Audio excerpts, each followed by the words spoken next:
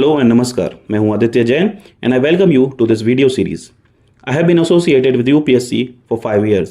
I have also mentored students for UPSC and state PSCs as well. So I'll make sure इस video series से आपके marks maximise हों. Here we'll cover Spectrum Publications Modern India by Rajay Vihar का latest edition. इस book को thoroughly read करने के साथ इंपॉर्टेंट सेक्शंस हाईलाइट किए जाएंगे और साथ ही यूपीएससी एंड स्टेट पीएससीज में आए हुए क्वेश्चंस भी बताए जाएंगे so that you never miss the important part. There will be 50 to 55 lectures of 30 to 35 minutes each. अगर आपने ये सीरीज़ 3 से 4 बार देख ली तो ये बुक डेफिनेटली आपके दिमाग में छप जाएगी एंड आपका रिवीजन भी आसान हो जाएगा. तो अगर आपको रिवीजन के साथ साथ वैल्यू एडिशन भी करना है तो ये सीरीज़ पूरी देखें. आपको बस अपने पास ये बुक रखना है और सुन के जो मैं बताऊँ वो हाईलाइट करना है. So without any further delay let's get started. Hello aspirants, welcome to Ghatna Sutra. So this is part 3 of unit 2. We shall start from where we left. Puducherry, nerve center of French power in India. In 1673, Sher Khan Lodi, the governor of Valikondapuram under the Bijapur Sultan granted Francois Martin, the director of the Masulipatam factory, a site for settlement. किसने? शेर खान लोधी ने. किस time पे? 1673 में. ठीक है, okay. Puducherry was founded in 1674. ये आप याद रखेंगे, है ना. In the same year, Francois Martin replaced Caron as the French governor. The French company established its factory in other parts of India also, particularly in the coastal regions. Mahe, Karaikal, Balasore and Kasim Bazar were a few important trading centers in the French East India Company. तो French के under में कौन कौन से centre sir बनाए गए? कराईकल, बालासोर, कसिम बाजार और माहे. Right? After taking charge of Puducherry in 1674, Francois Martin deployed it as a place of importance, developed it as a place of importance. It was indeed the stronghold of the French in India. Each setback to French East India Company, right? The French position in India was badly affected with the outbreak of war between Dutch and French, bolstered by its alliance with the English since the Revolution of 1688. The Dutch captured Puducherry in 1693. Although the Treaty of Reykjavik, ये आप treaties जितनी भी हैं सारी आप हमेशा याद रखिए, ट्रीटीज जितनी भी है वो डायरेक्ट प्रीवाईक्यू बनते हैं, सॉरी डायरेक्ट क्वेश्चंस बनते हैं जो कि हमने प्रीवाईक्यूज में देखा हुआ है. तो treaty of Ryswick concluded in September 1697 restored Puducherry to French. Puducherry किसके पास वापस आ गया? फ्रेंच के पास. The Dutch garrison held on it for 2 more years.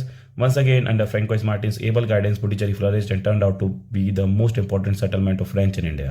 Again, there was a bad turn in the fortunes of the French company in India when the War of Spanish Succession broke out in Europe. Consequent to this, they had to abandon the factories at Surat, Masulipatam and Bentham. तो मतलब कहाँ factories थी? सूरत, Masulipatnam, Bentham. ये सब areas आप याद रखिए क्योंकि हमने प्रीवियस ईयर क्वेश्चन अभी देखा, इंग्लिश के बारे में पूछा गया कि कहाँ पर फैक्ट्रीज थी. ठीक है. In the 18th century, the French in India had another setback with Francois Martin died in December 1706. Reorganization of French company कब हुआ? 1720 में the French company was reorganized as a perpetual company of the Indies, ठीक है, which revived its strength. This was further enhanced by the stewardship of two active and vice governor Lenoir and Dumas. ठीक है, Lenoir and Dumas कहाँ थे? French governors थे between 1720 से 1742. Further, the French India was backed by the French possession of Mauritius and Reunion in the southern Indian Ocean. आज भी हम देखते हैं कि Reunion Island फ्रांस के अंदर में. The Anglo-French struggle for supremacy, the Carnatic Wars. ये आप डबल स्टार मार्क अभी से कर लीजिए, राइट. ये कार्नेटिक वॉर्स जो है ना, हर स्टेट पीएससी में ऑलमोस्ट एक बार पूछा गया है.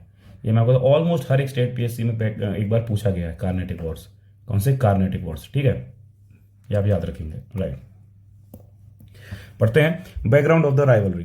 Though the British and French came to India for trading purpose, they were ultimately drawn into the politics of India.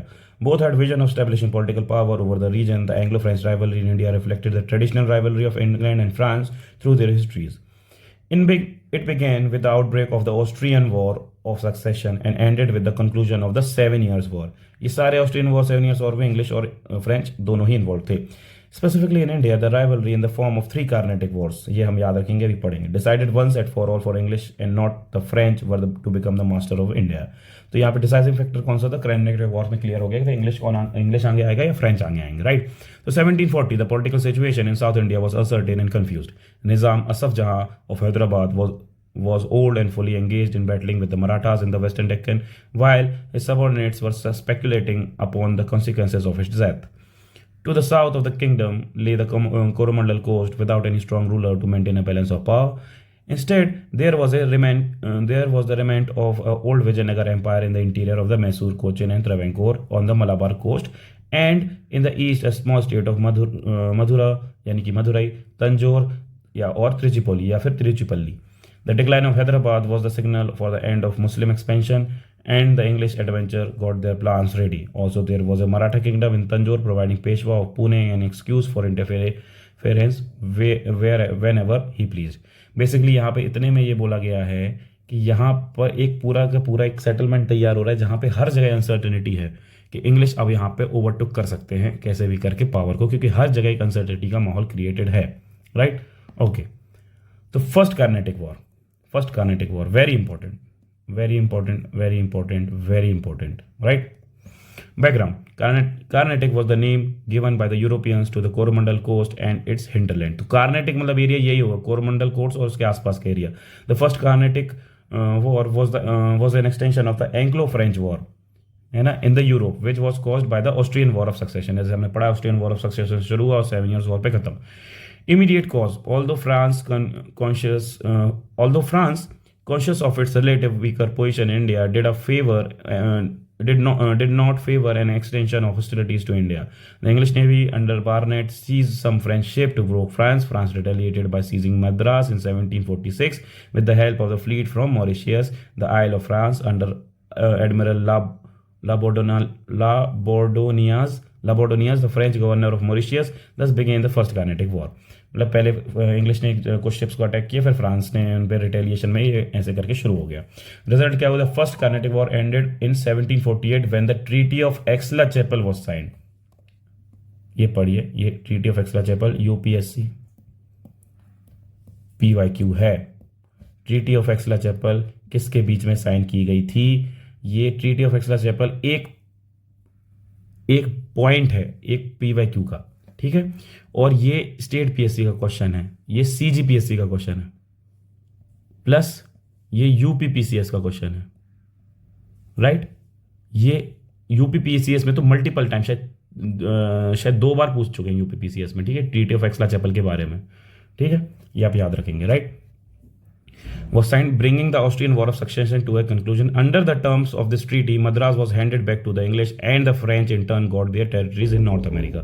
तो यहाँ पर फिर से बंटवारा हुआ जा रहा है. कैसे बंटवारा हुआ है? Under this terms of treaty, Madras was handed back to English. Madras किसके पास आया? इंग्लिश के पास. और in return क्या हुआ? The French को क्या हुआ? In turn got their territories in North America. North America में उनकी टेरिटरीज. सिग्निफिकेंस का the first Carnatic War is remembered for the Battle of Saint Thome, fought between the French forces and the forces of Anwaruddin, the Nawab of Carnatic, to whom English appealed for help. A small French army under the Captain Paradis defeated the strong Indian army under Mahfuz Khan at Saint Thome on the banks of the river Adyar. ये आप याद रखेंगे, ठीक है, ये basic facts है. Okay, this was an eye-opener for the European in India. It revealed that even a small disciplined army could easily defeat a much larger Indian army. Further, this was adequately brought out of the importance of naval forces in the Anglo-French conflict of the Deccan. अब ये जो statement है, देखिए, it revealed that even a small disciplined army could easily defeat much larger Indian army. ये UPSC में आप देखेंगे, ये यूपीएससी में मेंस में पूछा गया है क्वेश्चन कि वाई, मतलब इतना बेसिक स्टेटमेंट है, आप देख रहे हैं, लेकिन सीधा सीधा मेंस में पूछा गया कि भाई यहाँ पर एक छोटी सी आर्मी जो कि डिसिप्लिन्ड है वो इंडियन आर्मीज को कैसे हरा रही थी. मतलब वो डायरेक्ट पूछते कि छोटी आर्मी थी इंग्लिश की, फ्रेंच की, वो बहुत ज़्यादा भारी पड़ रहे थे लार्जर आर्मी के जो कि इंडियन आर्मी के. तो वो उसके रीजंस क्या हैं? उसके बहुत सारे रीजंस हैं जो मल्टीपल हम आगे भी पढ़ेंगे. और एक बेसिक रीज़न ये था कि डिसिप्लिन एक रीज़न था बहुत बड़ा, अच्छे से ऑर्गेनाइज थे, बेटर वेपन्स थे, बहुत सारे और भी रीजंस हैं, वो हम आगे पढ़ेंगे, ठीक है. ये मेंस के क्वेश्चन, ठीक है. Further, this war adequately brought out the importance of naval forces in the Anglo-French conflict in the Deccan. Second Carnatic War, उतना ही important है. The background for the Second Carnatic War was provided by the rivalry in India. Dupleix, the French governor who had successfully led the French forces in the First Carnatic War, sought to increase his power and French political influence in the southern India by interfering local dynastic disputes to defeat the English. Immediate cause क्या था? The opportunity was provided by the death of Nizam ul Mulk, the founder of the independent kingdom of Hyderabad, जो कि कहाँ से निकल के आए थे? मुगल एम्पायर से निकल के आए थे in 1748, and the release of Chanda Sahib, the son in law of Dost Ali, the Nawab of Carnatic, ठीक है, by the Marathas in the same year. The accession of Nasir Jung, the son of Nizam, to the throne of Hyderabad was opposed by Muzaffar Jung, ठीक है, the grandson of the Nizam. अब यहाँ पे बहुत सारे political rivalry create हो रही है। who laid claims to the throne saying that Mughal emperor had appointed him as a governor of Hyderabad, ठीक है। कौन थे? द ग्रैंडसन ऑफ निजाम। निजाम कौन थे? जो हैदराबाद को स्टैब्लिश करे। उनके ग्रैंडसन ने एक थ्रोन पे ऑफकोर्स एक क्लेम जमाया, क्योंकि मुगल एम्पर ने ही उनको आगे चल के भेजा था निजाम को कि आप हैदराबाद में जाके अपने रूल कर सकते हैं। In the Carnatic, the appointment of Anwaruddin Khan as the Nawab was resented by Chanda Sahib. The French supported the claim of Muzaffar Jung and Chanda Sahib in the Deccan and Carnatic respectively, while the English sided with the Nasir Jung and Anwaruddin, right. अब कोर्स ऑफ वॉर क्या हुआ? The combined armies of Muzaffar Jung, Chanda Sahib and the French defeated and killed Anwaruddin in the Battle of Ambur. ये English और French के बीच में ही है, एक प्रकार समझिए अभी। 1714 मुजफ्फर जंग became the Subedar of Deccan and Duplessis was appointed as the governor of all the Mughal territory to the south of the river Krishna. The French army under Bussy was stationed at Hyderabad to secure French interests there. Territories near Pondicherry and also some areas on the Orissa coast, including Masulipatam, was ceded to the French, right? Having failed to provide effective assistance to Muhammad Ali at Tricipoli, Robert Clive, then agent of the English company, put forward the proposal for divisionary attack on the governor of Madras, Saunders. He suggested a sudden raid at Arcot, ये सब area बहुत important है, आगे चल के आपको पता चलेगा हिस्ट्री में कि ये सब एयरकोट वेयरकोट कहाँ पे क्यों इंपॉर्टेंट है। The capital of the Carnatic, so as to relieve the pressure on Tricipoli. He reasoned that in such an event Chanda Sahib would rush to save his capital. Thus, in August 1751, with only a force of 210 men, Robert Clive attacked and captured Arcot. As expected, Chanda Sahib hastened to his capital, taking a force of 4,000 men from Tricipoli, but failed to get back the fort even after siege of 53 days, from September 23 to November 14. Now, Mysore, Tanjore, and Maratha chief Morari Rao came to aid of Tricipoli and Clive and Stringer Lawrence. Tricipoli was first relieved of its siege, while General Law of France with Chanda Sahib remained cooped up in the island of Srirangam.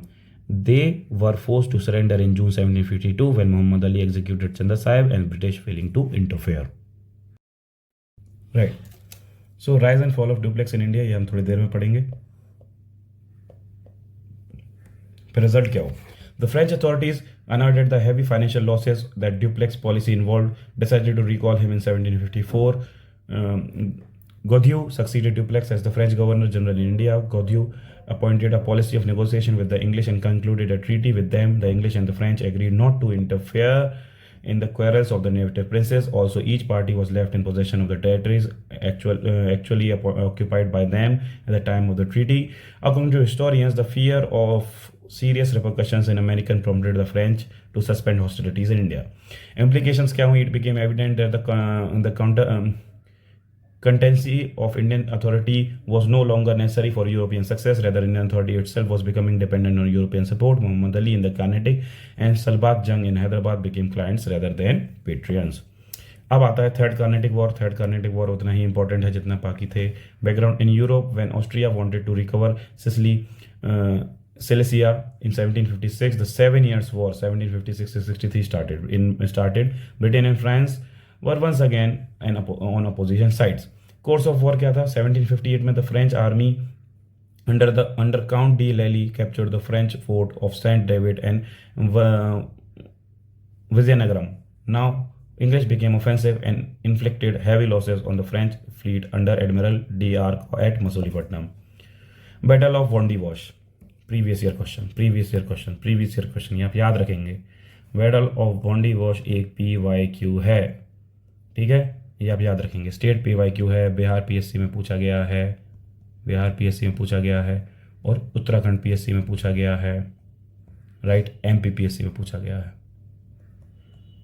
ठीक है। ये सारे state PSCs में battle of बॉन्डी wash पूछा गया है, ठीक है, okay. The decisive battle of Third Carnatic War was won by the decisive battle of was won by English basically in January 1760 at Vandy Wash यानी in Tamil Nadu. कहाँ पे Vandy Wash? Tamil Nadu में. General Eyre Coote of English totally routed the French army under Count Thomas Arthur de Lally and took Bussy as prisoner. Pondicherry was gallantly defended by Lally for 8 months before surrender in 1761. With the loss of Gingy and Mahe, the French power in India was reduced to its lowest. Lally, after being taken as prisoner of war at London, returned to France, where he was imprisoned and executed in 1766. Result and significance. The Third Carnatic War proved decisive, although the Treaty of Peace of Paris किसके बीच में sign करी गई होगी? Of course, एक French होगा और एक इंग्लिश होगा. Resorted to French their factories in India. The French political influence disappeared after the war. Thereafter, the French, like the Portuguese and Dutch counterparts in India, confined themselves to the small enclave and to commerce. The enclaves and to commerce मतलब ये सिर्फ trade कर पाएंगे. English became the supreme European power in Indian subcontinent since Dutch had already been defeated in the Battle of Bidar. ठीक है, battle of Bidar में Dutch. तो battle of Bidar में कौन था? आप याद रखें, डच और इंग्लिश थे. ठीक है, या बैटल्स में कंफ्यूज मत होइए क्योंकि बैटल ऑफ बिदर भी एक प्रीवियस ईयर क्वेश्चन है. ठीक है ना, तो बैटल्स पूछे जा रहे हैं, आप समझिए. बैटल्स एक PYQ है. ठीक है, बैटल हमेशा PYQs रहेंगे. आप देखेंगे किसी ना किसी स्टेट में PYQs पूछे गए हैं बैटल्स, और हमेशा ही पूछे जाते रहते हैं. किसी ना किसी हर प्रोमिनेंट स्टेट में पूछे गए हैं. ठीक है, ओके. और इनफैक्ट यूपीएससी में भी एक बार ऐसे पूछते हैं. यूपीएससी में आपको बता चुका हूँ, टेबल के फॉर्म में पूछते हैं कि आपको टेबुलर फॉर्म में लिख देंगे कि भाई बैटल्स यहाँ लिख देते हैं, बेसिकली बैटल्स लिख देंगे, और यहाँ पे कंट्रीज लिख देंगे बेसिकली. ठीक है, या फिर ट्रीटीज लिख देंगे, कौन सी ट्रीटी साइन हुई इस बैटल में. बिदर में ये ट्रीटी साइन हुई होगी, बिदर में बस पर्टिकुलरली कौन सी ट्रीटी है ना. और फिर आगे ट्रीटी ऑफ एक्सला चैपल किसके बीच में साइन हुई, ये सब याद रखें. Treaty of peace and Paris, ये सब आपको ऐसे करके अच्छे से फैक्ट याद रखने सारे, क्योंकि ये PYQs है. तो यानी कि बहुत इंपॉर्टेंट पार्ट है चैप्टर के. The battle of Plassey in 1757 is usually regarded by historians as the decisive event that brought about ultimate British rule over India. However, one cannot quite ignore the view that the true turning point of the control of the subcontinent was the victory of British forces over the French at the Vandy Wash in 1760. The victory of Vandy Wash left the English East India Company with no European rivals in India. Thus, they were ready to take over the rule to entire country. Significantly, the Battle of Vandy Wash, natives served in both the armies as sepoys. Natives मतलब कि कौन? Indians है ना. It makes one think, irrespective of which side won, there was an inevitability about the fall of India to European invaders. There was a lack of sensitivity to geopolitics of the day, as well as lack of foresight on the part of the native rulers. मतलब simple सी बात है, English जीते या French, हम तो colonise होने ही वाले थे बेसिकली, क्योंकि नेटिव रूलर्स क्या थे, नेटिव रूलर्स इतने ज़्यादा इफेक्टिव नहीं थे इंडिया में, या फिर बेसिकली वो इतने ज़्यादा सेंसिटिव नहीं थे जियोपॉलिटिक्स को लेके. Cause for English success and the French failure क्या रहा है? The English company was a private enterprise. This created a sense of enthusiasm and self-confidence among the people. With less governmental control over it, this company could take instant decisions when needed without waiting for the approval of the government. यहाँ पे हम क्या पढ़ने वाले हैं ये आप समझ लीजिए. Cause for the English success and French failure, मतलब इंग्लिश ने ऐसा क्या डिफरेंट किया कि वो सक्सेसफुल रहे, और फ्रेंच ने ऐसा क्या किया जहाँ पे वो फेल हो गए. तो पहला आप सबसे पहले समझ लीजिए, ये मेंस का क्वेश्चन है. ठीक है, ये मेंस में पूछा जाएगा आपसे. मेंस में एक क्वेश्चन ऐसा ही रिलेटेड एक क्वेश्चन आया है कि बाकी यूरोपियन पावर्स के होते हुए भी इंग्लिश मिलिट्री जो थी, यानी कि ब्रिटिशर्स होते हैं, मिलिट्री ज़्यादा इफेक्टिव क्यों प्रूफ है. ये PYQ है. किसका? यूपीएससी का PYQ है ये एक, है ना, इससे रिलेटेड है. तो अभी इसको आप ऐसे समझिए कि ऐसे भी पूछ सकते हैं कि इंग्लिश सक्सेस क्यों हुआ और फ्रेंच फेलियर क्यों हुआ. तो ये बहुत इंपॉर्टेंट पार्ट है, इसको स्टार मार्क करिए आप. ठीक है, ये स्टार मार्क रहेगा क्योंकि आगे चल के आपको ये पूछा जा सकता है. ठीक है, ओके. यूपीएससी में ही पूछा जा सकता है बेसिकली. ठीक है, जो आप स्टार मार्क करके रखेंगे. Okay, sorry. अब यहाँ पे देखिए क्या है, एक रीजन लेस गवर्नमेंट कंट्रोल. ठीक है, okay. The French company on the other hand was a state concern. ठीक है, it was controlled and regulated by the French government and was helmed in by government policies and delay in decision making. The English Navy was superior to the French. यहाँ पे आप highlight करते चलिए, जहाँ मैं कर रहा हूँ हाईलाइट करते चलिए. To French navy it help to cut off the vital sea link between French possession in India and France. The English held 3 important places, namely Calicut, Bombay and Madras, where French had only 1 Pondicherry. ठीक है, 3 important places. ठीक है, the French subordinate their commercial interest to territorial ambitions, which made the French company short of fund. French company was short of fund, ये भी आप highlight कर लीजिए, economic region होगा. In spite of their imperialistic motive, the British never neglected their commercial interest. Right?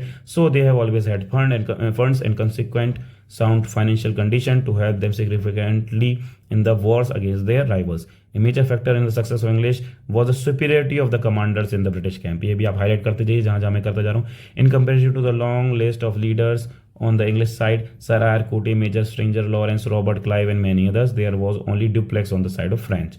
ठीक है, okay, यहाँ तक हमने कर लिया है हाईलाइट. अभी आप आगे देखते हैं क्या है. ओके, अब डेन्स शुरू. अब यहाँ पे हम थोड़ा सा ये वाला पार्ट देख लेते हैं जो हमने ऊपर छोड़ा हुआ है. ऊपर हमने क्या लगाया हुआ है, वेट ये rise and fall of duplex. Duplex कौन थे? एक फ्रेंच गवर्नर थे. इतना ज़्यादा इंपॉर्टेंट है नहीं ये वाला पार्ट, आप चाहे तो पढ़ सकते हैं इसको. ये डुप्लेक्स के बारे में कुछ बता रही है, पूरा हिस्ट्री लिखा हुआ है डुप्लेक्स का यहाँ पे. Not so important I think. बस डुप्लेक्स के बारे में आपको इतना जानना है कि भाई कौन थे, इनकी मेजर चीज़ें इनने क्या करी हैं, है ना. He became the governor Puducherry का 1741 में. Became Puducherry facing several problems. उनको सबको ठीक किया, मराठा से अच्छे से लड़ा, और फिर जंग में भी लड़े. ठीक है, कर्नाटिक वॉर्स में, फर्स्ट एंड सेकंड में, फर्स्ट 2 कर्नाटिक वॉर्स में ये पहले लड़े हुए थे. Dupleix was the Dupleix used Nawab of Carnatic to forward the English from the waging war in the territories of the French settlement. आगे चल के यही सब आगे करता है डुप्लेक्स कन्विंस्ड. ठीक है, ये सब कुछ नहीं. अब duplex was in fact the originator of practice of subsidiary alliance in India. आगे चल के हम सब्सिडरी अलायंस पढ़ेंगे, मैं अभी से नहीं बता रहा हूँ. सब्सिडरी अलायंस हम पढ़ेंगे किसकी है.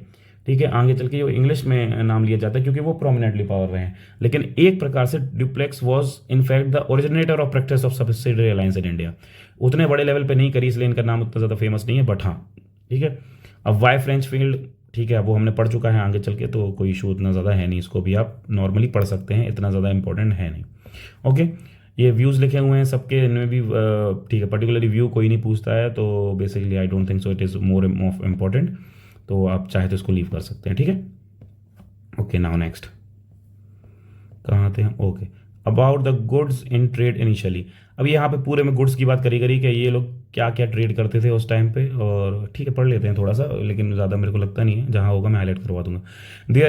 There are accounts by various European travellers and traders about the activities and port town such as the Surat, which give details of the intricate steps that went into the creation of fabric collection called Indian.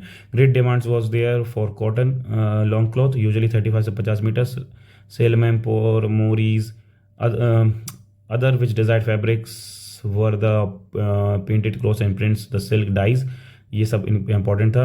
This textiles not only just were in demand in Europe but also in the other parts of Asia. India traded textiles for centuries before Europeans arrived in China, Japan and Indonesia archipelago. Indian cotton was popular for its. Indian cotton popular था, ठीक है, light weight strong qualities. When the Dutch English French acquired materials in India, it became it. आप भी जल्दी पढ़िए मेरे साथ, ठीक है. It was not only for their homes countries but for transport in Malacca, Java for example. There were trade in prices. But 18th century French has coloured pattern handkerchief specially women. ठीक है, इतना important नहीं है. A corollary to the trade in textile and species trade slaves. ठीक है, हम पढ़ चुके हैं. In general consider slave consider Europe Africa. ठीक है, इग्नोर्स फैक्ट. मतलब मेरे को नहीं लगता इसमें से कुछ भी ज़्यादा इतना इंपॉर्टेंट है. ठीक है, मैंने पढ़ लिया है. आई डोंट थिंक सो इसमें कुछ भी ज़्यादा इंपॉर्टेंट है, so you can leave it. The Danes. The Danish East India Company was established in 1616, and in 1620 they founded a factory at Trekkubar near Tanjore. ठीक है, on the eastern coast of India. कहाँ पे? तंजोर में. आप याद रखेंगे, confuse नहीं होना है फैक्ट्री कहाँ स्टैब्लिश किस कंट्री ने करी. Their principal settlement was the what as Serampore in Calcutta. The Danish factory which were not important at the time were sold to British government in 1845. The Danes were better known for their missionary activities and then for commerce. ठीक है, यहाँ पे इनका इतना ज़्यादा कुछ importance इन्हें दिखाया नहीं, कुछ रखा नहीं. Why the English succeeded against other European powers. आपको एक पहले प्रीवियस क्वेश्चन ही दिखा देता हूँ. ओके, आई गेस यहीं का ही होना चाहिए. वेट, ओके ठीक है, प्रीवियस क्वेश्चन हम देख लेंगे. अभी यहाँ पर पूरे में यही लिखा हुआ है कि बेसिकली इंग्लिश जो थे वो सक्सीड क्यों हो गए अदर यूरोपियन पावर्स के बदले. Okay right, so let's start.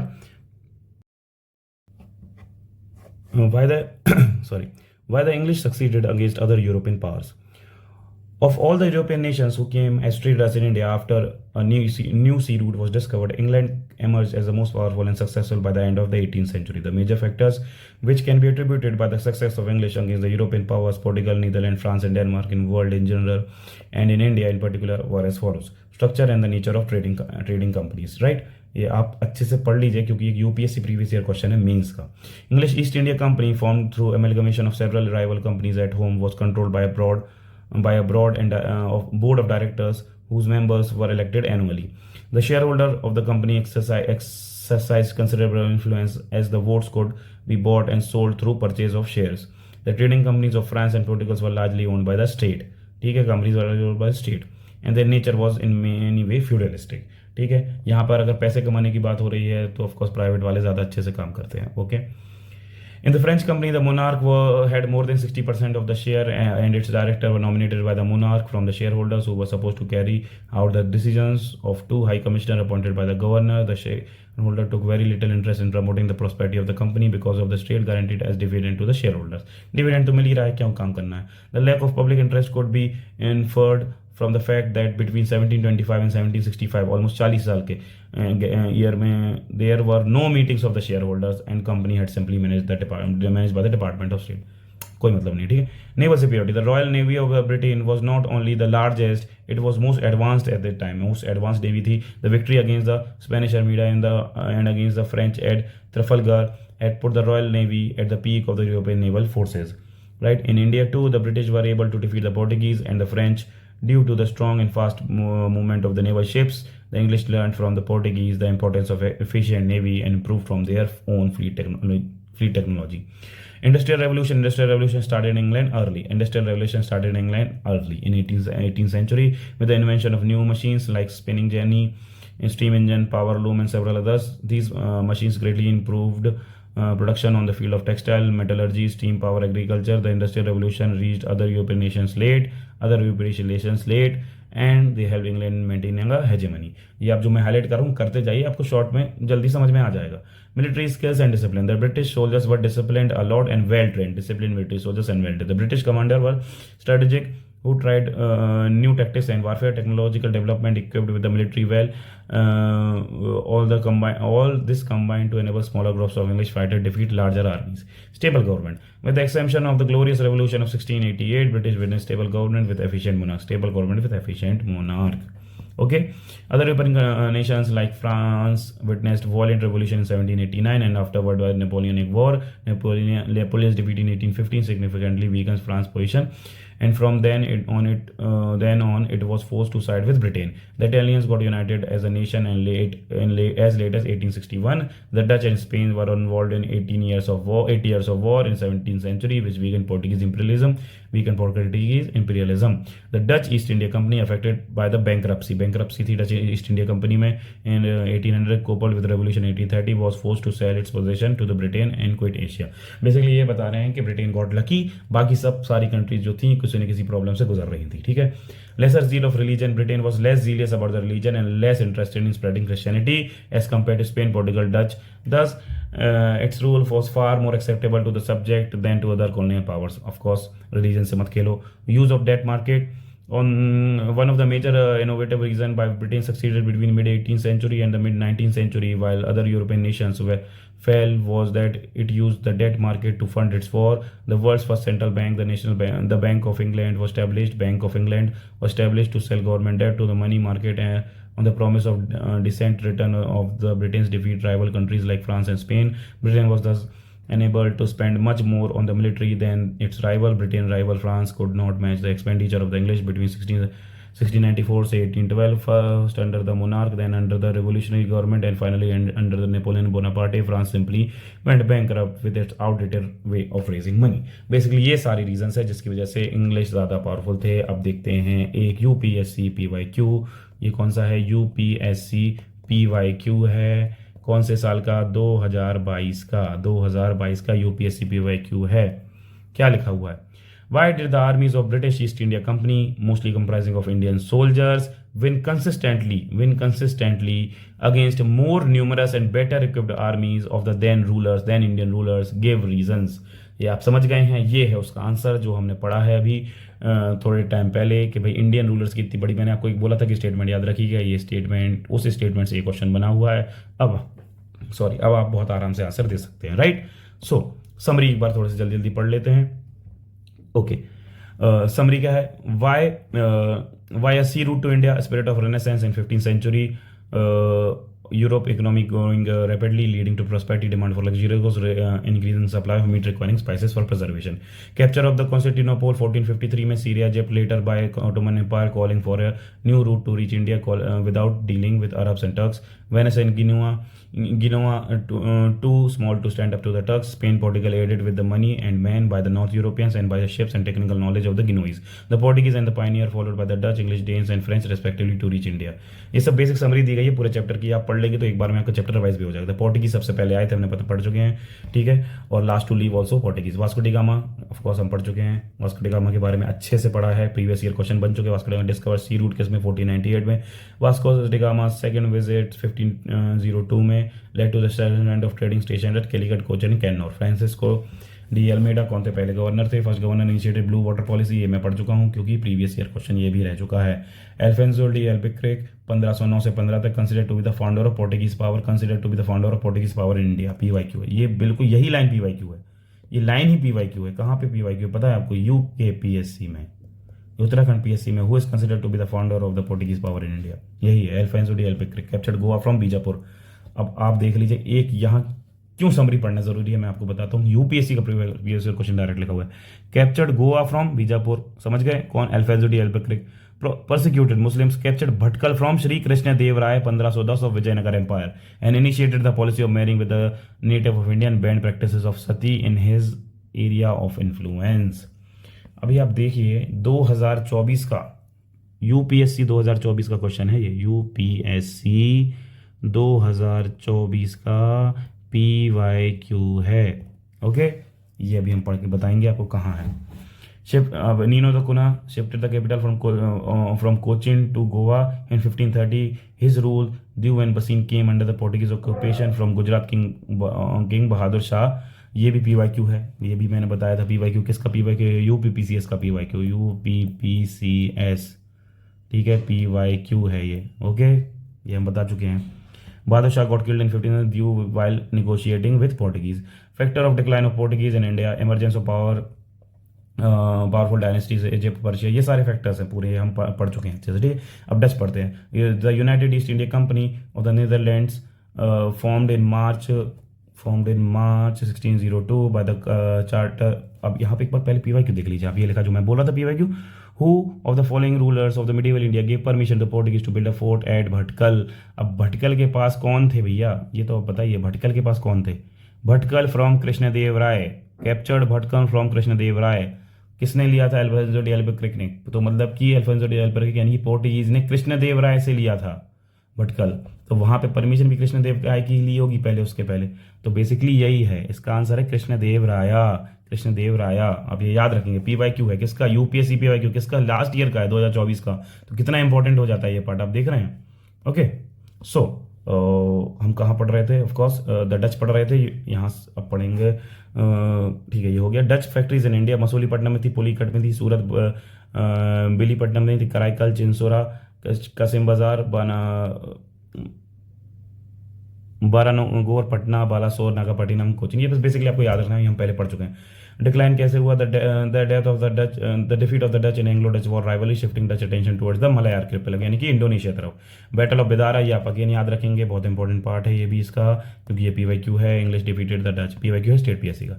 English canal factory and for foundation, Drake's voyage rounded the world and English victory over the mighty Spanish armada leading to the great ambition. East India Company was formed in December 1600 by the charter issued by Queen Elizabeth I, which gave company monopoly for the trade in Indies in 15 years. So later by अगला charter आया था, उसमें indefinite कर दिया था. Settlement in India with captain Thomas best, victory over the Portuguese. 1612 में English establish the first factory कहाँ पे? सूरत में. Subsequent sir Thomas crow secured permission. यहाँ पे बहुत इंपॉर्टेंट सूरत, क्योंकि मैं आपको बता चुका हूँ फर्स्ट फैक्ट्री हर किसी की याद रखनी है. Permission from Jahangir to establish factory at Agra, Ahmedabad and Bharuch. आब मैंने बोला था AAB. Bombay came under the control of the company with Charles second, who received it as a part of Portuguese dowries, ठीक है, leasing it out to with English company for an annual rent of 10 pound. Madras with Fort Saint George replace Masulipatnam as the English headquarter of the east coast when the former was given the Chandragiri chief of English. हम पढ़ चुके हैं, ठीक है. The city of Calicut can grew into 3 सटायर, ये सब okay हो गया, ठीक है. फोर्ट विलियम भी हमने पढ़ चुका था, फर्स्ट सेटलमेंट बनाया था जहाँ पे, ठीक है. ओके, फर्रुखसियार फरमान है ना, क्या बोलते हैं इनको, Magna carta of east India company बोलते हैं। तीन इनके बहुत सारे ठीक है, बहुत सारे सिग्निफिकेंट प्रिविलेजेस दिए थे। कहाँ कहाँ पे, बंगाल, गुजरात एंड हैदराबाद में। और मर्जर ऑफ द कंपनी 1635 में, a rival company named Courteen and Association later Assada company formed in sir William Courteen was given license to trade by Charles I in 1657. Both the companies were merged. 1698 में another rival company emerged, but वो गई फिर आई, ये सब ठीक है, उसमें कोई इशू नहीं है।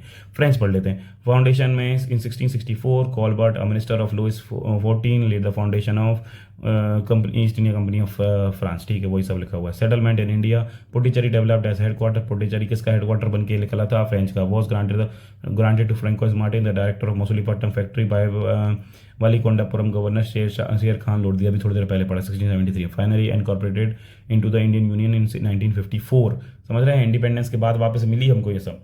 एंग्लो फ्रेंच राइवलरी हुई, बाद में एंग्लो फ्रेंच वॉर हुए थे, ठीक है, कार्नेटिक वॉर जिसको हम बोलते हैं। Anglo French rival Indian consider with the 3 Wars between English and French in Europe. Causes for the production or expansion of commercial interest, political development of southern India and Europe provide pretext of this context. Their claims with culminated in 3 Carnatic wars. तीनों Carnatic wars हम अच्छे से पढ़ चुके हैं। Treaty of एक्सला-चेपल हुई थी first Carnatic war में, okay. Second Carnatic was also inclusion in the undermine the French power in the South India vis-a-vis the, ठीक है, हो गया। थर्ड Carnatic वॉर में ट्रीटी ऑफ पेरिस हुई थी। A decisive war known for the battle of Wandiwash, ये सब। And ego of Anglo French war struggle, जो यूरोप में चलता है उसका ही कंटिन्यूशन इसको बोला जाता है। But the treaty of Paris, the French was allowed to use Indian settlement commercial purpose only and fortification of the settlement was banned. Fortification was banned, सीधा फैक्ट है ये, okay okay. Causes of French failure, inadequate military support, France involvement in Europe, okay okay okay. Lack of commercial incentive of French company, sound commercial base of English company, right. तो हम यहाँ पर ये chapter unit 2 पूरी complete कर चुके हैं, right. I hope आपको ये सब समझ में आया होगा अच्छे से। ये बहुत प्रीवियस ईयर क्वेश्चन के हिसाब से हम देख ही चुके हैं कि बहुत इंपॉर्टेंट यूनिट है, आगे चल के आपको ये बहुत काम में आने वाली है। इसी चलते चलते हम एक लास्ट प्रीवियस ईयर क्वेश्चन और देख लेते हैं। With reference to Indian history consider the following statement, 2022 का यूपीएससी 2022 का क्वेश्चन है ये, okay. The Dutch establish their factories warehouses on the east coast of lands granted by them by Gajapati ruler. ये है Alfonso de Albuquerque captured Goa from Bijapur सल्तनत, यहीं पे लिखा हुआ है समरी में भी और ऊपर भी। The English East India company established a factory at Madras on the plot of land leased by representative of the Vijayanagar Empire। ये क्वेश्चन इतना बढ़िया क्वेश्चन है, मैं क्या बताऊँ, यूपीएससी का क्वेश्चन है, आपको समझ में आ रहा होगा। स्टार मार्क्ड है, मैं चाहूँ तो यहाँ पे भी छोड़ सकता हूँ, आप आके कमेंट करके हमको बताएं कि इसका आंसर ए होगा, बी होगा, सी होगा या डी होगा, राइट। हमने आपको चैप्टर पढ़ा दिया है, so now it's your turn, go and find the answer of this. Later on we will discuss this answer, right? So here is the end of unit 2. See you in the next one. Stay connected.